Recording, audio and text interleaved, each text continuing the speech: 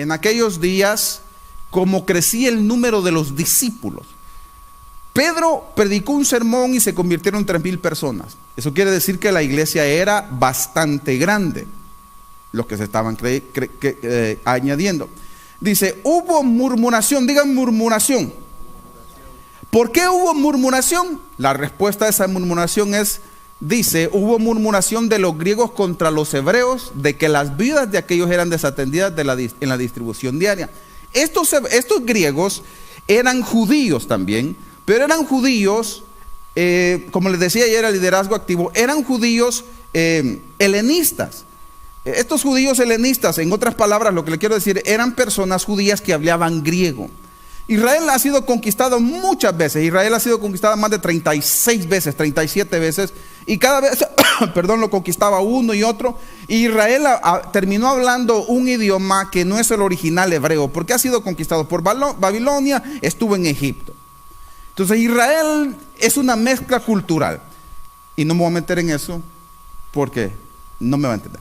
Pero lo que le quiero decir es que estos griegos eran judíos también, junto con los otros judíos que estaban, o los hebreos, los que estaban allí, y desatendían la distribución, y hubo murmuración. Ahora, la murmuración que esta palabra nos enseña, hubo descontentos, hubo queja. Ahora, ¿qué provocó que hubiera queja en el pueblo de Israel? El crecimiento. Era tan grande la iglesia, iba creciendo, que obviamente desatendían a unas y a otras. Y ahí podemos hablar de la nacionalidad, que esto no tiene que ver con la nacionalidad, ni el centroamericano, ni el mexicano, ni esas ondas que al final son tonterías del ser humano, que aquí no importa la nacionalidad.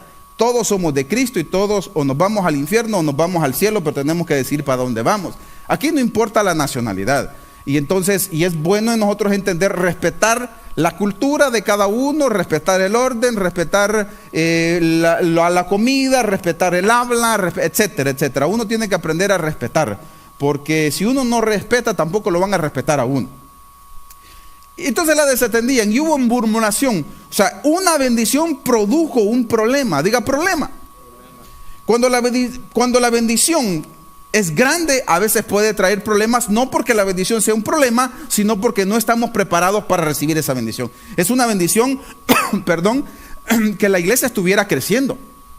Crecía el número de los discípulos. Ahora, esa palabra discípulos crea conflictos.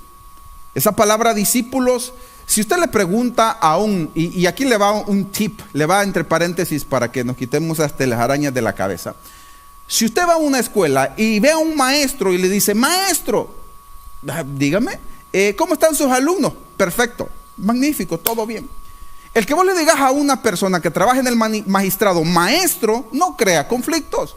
El que le digas a un niño o a un adolescente, alumno, no crea conflictos. Pero sí crea conflictos cuando le decís a alguien, maestro, ¿cómo están sus discípulos?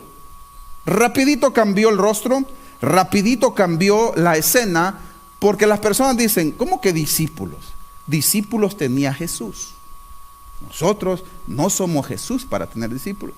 La palabra discípulos es sinónimo de alumnos.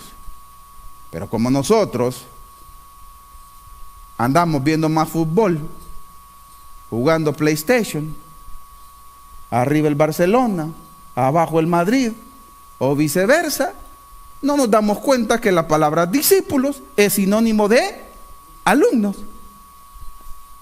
Entonces no es ningún pecado decirle, Manuel, ¿cómo está? Y su discípulo, ¿cómo anda? Ahí vamos, pastor. Lo escucha un religioso y dice, discípulo, ni que fuera Jesús. Hello. Nos sacamos las telarañas. Discípulo es sinónimo de alumno. You get it? Ok, entonces no hay ningún problema en creer en discípulos, porque dice crecía el número de los discípulos. No solo eran discípulos los apóstoles, eran discípulos los que iban a crecer. Entonces hubo murmuración porque no se podía atender. Entonces el crecimiento es muy bueno, pero trae conflictos cuando no se tiene la capacidad para arreglar, para ayudar. Entonces los 12 convocaron a la multitud de los discípulos y dijeron, no es justo que nosotros dejemos la palabra de Dios para servir a las mesas. Diga justo. Ahora, aquí viene, le vamos a meter en una situación de conflicto que la gente tiene hoy en día. Los discípulos dijeron, no es justo que ustedes, a ver, está creciendo la iglesia, estamos predicando, estamos ministrando, ahora ustedes quieren que yo les sirva la mesa. O sea, ¿qué pasó? No es justo que nosotros dejemos, dice, no es justo que nosotros dejemos la palabra de Dios para servir a las mesas. O sea, qué quieren que nosotros hagamos si se está desatendiendo? Mire, cuando hay murmuración por causa de algo o una queja, es bueno que usted hable con los encargados para resolver el problema. En la iglesia estaba Pedro, en esa iglesia, que Pedrito solo pasaba y miraba, las sombras se sanaban los enfermos. Óigame, a mí hasta ahorita nunca se me ha resucitado un muerto. Ahora, no espere que la iglesia o que el ministerio Cristo Poder de Dios sea más perfecto que esa que le estoy enseñando. Si a Pedro le sucedió ese problema y a los 12 discípulos que estuvieron con Jesús y lo tocaron, fueron testigos, Pedro, Jacobo y Juan vieron cómo Jesús se transfiguró y ellos tenían esos conflictos, no espere usted que en Cristo Poder de Dios no haya conflictos. Tiene que haber conflictos. Entonces, cuando hay murmuración, presentaron el problema a los apóstoles y los apóstoles convocaron y dijeron, vamos a tomar solución a esto. La queja, la murmuración en una iglesia, es bueno traerla y llevarla directa a la persona que está siendo afectada o a la persona que puede ayudar. Pero muchas veces la murmuración se anda por todo el mundo, por todas noticias, y el que menos se entera es la persona que puede arreglar el problema. ¿Usted está entendiendo lo que estoy diciendo? En la iglesia primitiva había murmuración. Entonces no se vaya detrás de alguien hablando. Fíjate, ¿qué es lo que pasó? ¿Qué pasó? No, diga, vine, ¿sabes qué? Se comieron mi pan, hombre. El pan con café que me dan todos los sábados. Me dio coraje porque yo puse el agua bien lista y alguien vino, la agarró y se la llevó. ¿Quién fue? Los del liderazgo activo. Esos son comelones. O simplemente va a decir el grupo de alabanza. Elsa se le olvidó que le tocaba el pan, agarró de donde su esposo, que Hugo, que es el líder del liderazgo activo, agarró la mitad de pan y la mitad de café y se lo trajo. Entonces, en lugar de murmurar alrededor, sí, pero ven a él, ya le bendiga, hermana, te la hartaste a escondidas. Mejor baja y le decís, mi hermana, es cierto que el maestro Hugo aquí es el mero líder del liderazgo activo, pero nos dejó sin pan, nos dejó sin café. Tenga más consideración. Usted está entendiendo lo que le estoy diciendo. Pero andar alrededor dándole vuelta crea conflictos y no resuelve nada. Y eso de la murmuración siempre va a haber en la iglesia, siempre, por A o por B razón, siempre alguien va a estar descontento. Pero sabe que los maduros resolvemos los problemas trayéndolo a los pies a quienes pueden resolver los problemas, no andando alrededor. Cuando nosotros tenemos problemas, pero no puedo andar repartiendo rumores alrededor de las personas cuando tengo a la persona enfrente para arreglar la situación. No podemos andar alrededor.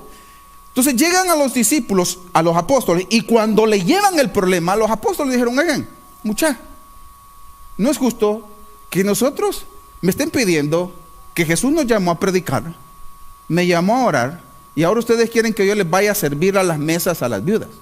Y aquí le viene la parte pastoral en las iglesias. Mire, los pastores no tenemos que ser como Facebook lo dice, o como YouTube lo dice, o como el concepto que la gente debe de tener. Las iglesias en el mundo quieren pastores ungidos, pastores que conozcan la Biblia, pastores que oren, pastores que el poder de Dios descienda, pero también los quieren de intérpretes, los quieren lavando carros, los quieren haciendo vacuum, los quieren, o sea, ¿querés a Superman o querés a Shazam? ¿Sí me estoy explicando lo que estoy diciendo? Los pastores no tienen que ser a tu propio concepto, que hay gente que es temática. Hay gente como un tío que yo tengo, que no quiero decirle, no hablo un tema para aprender, sino para discutir. Gente temática. Y los conceptos que uno tenga no significa que todos tenemos que ser de acuerdo a tu concepto. Los discípulos dijeron, yo no puedo atender la mesa, mejor hagamos una cosa, resolvamos esta situación. Escojamos personas quienes sirvan a la mesa. Y usted va a ver el resultado bíblico de esa acción es que hizo que más discípulos crecieran. Cuando usted sigue leyendo los siguientes versículos, poneme el 3, Rosa. Buscad pues, hermanos, de entre vosotros, busquen, varones, llenos del Espíritu Santo y de sabiduría, a quienes encarguemos este trabajo. Versículo 4. Y nosotros persistiremos en la oración y en el ministerio de la palabra. Ese era el trabajo de los apóstoles. Ahora, yo sé que estamos en Nebraska. Si uno puede ayudar a los pastores, lo ayuda con mucho gusto. Pero no diga, es que este pastor tiene que ser así porque así quiero yo que sea. No. Nuestro trabajo es orar, nuestro trabajo es predicarles, nuestro trabajo es traerles la palabra de Dios cada fin de semana, tener la cabeza fresca, tratar de organizarlo, tratar de caminar bajo la visión de Dios. ¿Sabe por qué muchos pastores se desvían? Porque se cargan de un lado para otro, o se cargan con las finanzas viendo que está entrando dinero y se vuelven ávaros, o simplemente se cargan con el trabajo que la gente que no quiere mover un dedo, porque le quiebran las uñas, los cargan, y los pastores terminan frustrados, dejando el pastorado, maltratando al pueblo, porque no hay un balance en la vida. Los pastores somos seres humanos que necesitamos trabajar donde Dios nos ha puesto. ¿Me está siguiendo hasta ahorita? No estoy justificando a ningún pastor de la iglesia. Repito, yo no puedo dar la cara por los otros pastores que han caído en adulterio, que han robado, etc. Ese es su asunto. Yo estoy hablando de Cristo, poder de Dios. Ni de los malos cristianos que dan mal testimonio, o de los buenos que den bueno. Ese no es mi trabajo. Estamos hablando de nuestra iglesia. El cristianismo es demasiado extenso que hoy en día todo el mundo nos dice pentecostales, y nos meten a todos en un solo saco. El versículo siguiente, versículo 5, la Biblia nos está enseñando: agradó la propuesta a toda la multitud y eligieron a Esteban, varón lleno de fe y del Espíritu Santo, a Felipe, a Prócoro, a Nicanor, a Timón, a Parmenas y a Nicolás, prosélito de Antioquía. Versículo 6, a los cuales presentaron ante los apóstoles y orándoles se impusieron las manos. Hicieron varias cosas aquí, mire, estamos aprendiendo del capítulo 6. Les impusieron las manos. Diga imponer las manos. Pareciera una loquera, pero el hecho de imponer la mano tiene algo que es importante. Pablo le dice a Timoteo: Timoteo, no ponga las manos con ligereza. Y a veces uno pone las manos y unge al que no debe de ungir, y pone al que no debe poner, sí, te bendigo, y lo traba ahí, lo deja clavado. Los apóstoles los presentaron, a quienes orando les impusieron las manos. Versículo 7, y dice que después de tomar esa acción, y crecía, ¿qué crecía? ¿Y qué más? Se multiplicaba grandemente, y también los sacerdotes obedecían a la fe. Mire, esto se llama organización. Crecía la palabra y crecían los discípulos.